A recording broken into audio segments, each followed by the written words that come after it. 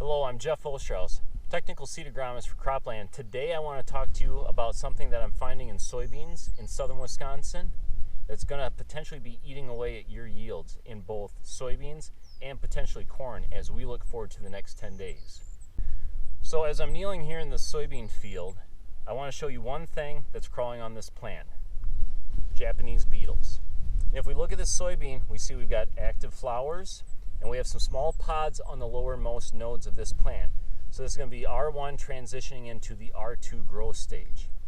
Now the reason that I wanted to call this out is Japanese beetles are great at defoliating soybean plants. Oftentimes we perceive more injury and leaf loss than what's actually there. But as we look at this soybean plant and the surrounding cornfields, we're about a week away from tasseling with our corn. And when you look at Japanese beetles in a cornfield, especially at tassel, they're very good at clipping silks.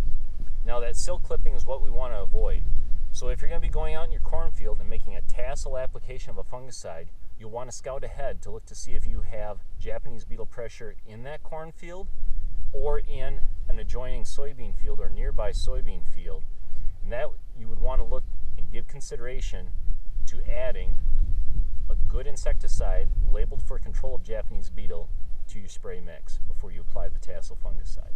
So now that we've identified the pest of Japanese beetle, we've gone over the thresholds for making a treatment to control the pest, as well as talking about some of the products labeled for the control of Japanese beetle.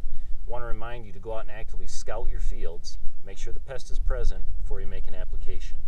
It's part of a good, solid IPM program, stewardship, and all in all, just good for your budget. Thank you.